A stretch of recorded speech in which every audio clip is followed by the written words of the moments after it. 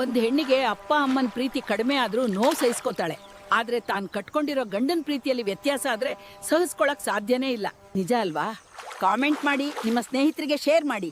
ಈ ತರ ಇನ್ನಷ್ಟು ವಿಡಿಯೋ ಪ್ರೋತ್ಸಾಹ ಕೊಡಲು ಫಾಲೋ ಮಾಡಿ ಫ್ರೆಂಡ್ಸ್. ಹೆಣ್ಣಿನ ಕಣ್ಣೀರನ್ನ ಯಾರು ಗಮನಿಸೋದಿಲ್ಲ, ಹೆಣ್ಣಿನ ನೋವನ್ನ ಯಾರು ಗುರುತಿಸೋದಿಲ್ಲ, ಹೆಣ್ಣಿನ ಕಷ್ಟಗಳನ್ನ ಯಾರು ತೀರ್ಸೋದಿಲ್ಲ.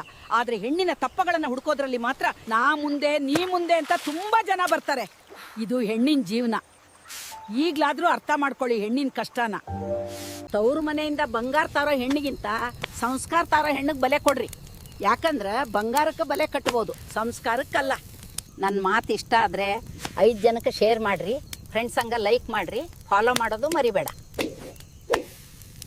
ಕಟ್ಕೊಂಡು ಹೆಂಡ್ತಿನ ವಸ್ತುವಾಗಿ ನೋಡ್ಬೇಡಿ, ವ್ಯಕ್ತಿಯಾಗಿ ನೋಡಿ. ನಮ್ಮ ಮನೆ ಕೆಲಸದವಳಲ್ಲ, ಆದ್ರೂ ಎಲ್ಲ ಮಾಡ್ತಾಳೆ. ತುಂಬಾ ಅಹಂಕಾರದಿಂದ ಹೇಳ್ತೀವಿ ನಾವ್ ಇಲ್ದೋದ್ರೆ ನೀವು ಬದುಕಕ್ಕಾಗಲ್ಲ ಅಂತ. ಆ ತರ ಅವಳು ಒಂದೇ ಒಂದ್ಸರಿ ಯೋಚನೆ ಮಾಡಿದ್ರೆ ನಮ್ ಜೀವನವಿಡೀ ನರಕ ಮಾಡೋ ಶಕ್ತಿ ಅವಳಿಗಿರುತ್ತೆ.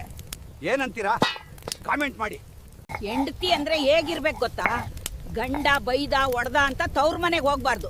ಗಂಡನಿಗೆ ತಿರುಗಿಸಿ 2 ಬಿಟ್ಟು ಸಂಜೆ ಊಟಕ್ಕೆ ಏನ್ ಮಾಡ್ಲಿ ಬಂಗಾರ ಅಂತ ಕೇಳೋ ಆಗಿರ್ಬೇಕು. ಅವರು ನಿಜವಾದ ದಂಪತಿಗಳು ಅಂತಂದ್ರೆ ಏನಂತೀರಾ ಫ್ರೆಂಡ್ಸ್? ಕಾಮೆಂಟ್ ಮಾಡಿ. ಫ್ರೆಂಡ್ಸ್, ದೊಡ್ಡವರು ಒಂದು ಮಾತು ಹೇಳಿದ್ದಾರೆ, ತಂದೆಯ ಮಾತು ಕೇಳಿದಂತ ಮಗ, ಅಣ್ಣನ ಮಾತು ಕೇಳಿದಂತ ತಮ್ಮ, ಗಂಡನ ಮಾತು ಕೇಳಿದಂತ ಹೆಂಡತಿ. ಹಾಳಾಗಿರೋದು ಇತಿಹಾಸದಲ್ಲಿ ಇಲ್ಲ ಅಂತ. ಫ್ರೆಂಡ್ಸ್, ನೀವೇನು ಹೇಳ್ತೀರಾ? ಕಾಮೆಂಟ್ ಮಾಡಿ, ಲೈಕ್ ಮಾಡಿ, 10 ಜನಕ್ಕೆ ಶೇರ್ ಮಾಡಿ. ಪ್ರಪಂಚದಲ್ಲಿ ಕೆಟ್ಟ ತಾಯಿ ಇಲ್ಲವೇ ಇಲ್ಲ ಅನ್ನುವರು ಮದುವೆ ಆದ ತಕ್ಷಣ ಹೇಗೆ ನಿಮ್ಮ ಅತ್ತೆ ತುಂಬಾ ಕೆಟ್ಟವಳಾಗಿ ಕಾಣಿಸ್ತಾಳೆ?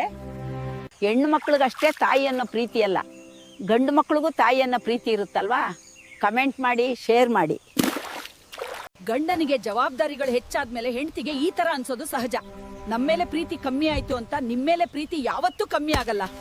ಜವಾಬ್ದಾರಿಗಳು ಹೆಚ್ಚಿಗಾಗಿರ್ತವೆ, ನೀವು ಅದನ್ನ ಅರ್ಥ ಮಾಡ್ಕೋಬೇಕು ಅಷ್ಟೇ. ವಿಡಿಯೋ ಇಷ್ಟವಾದ್ರೆ 4 ಜನಕ್ಕೆ ಶೇರ್ ಮಾಡಿ. ನಮ್ ಕಾಲ ಬಿಡು, ಮಗ ಹೆಂಗೋ ಮದ್ವೆ ಆಗೋಗ್ತಾ ಇತ್ತು. ಈ ಕಾಲದಲ್ಲಿ ಬಡವರ ಮಕ್ಳಿಗೆ ಮದ್ವೆ ಆಗೋದು ತುಂಬಾ ಕಷ್ಟ. ಇದೇ ಮಗ. ಬೆಂಗಳೂರಲ್ಲಿ ಒಂದು ಸೈಟು, ದೊಡ್ಡ ಬಿಲ್ಡಿಂಗು, ಚಿನ್ನ ಕಾರ್ ಎಲ್ಲ ಇದ್ರೇನೆ ಇಲ್ಲ. ಗೌರ್ಮೆಂಟ್ ಕೆಲಸ ಇರಬೇಕು, ಚೆನ್ನಾಗಿ ದುಡಿ ಮಗ.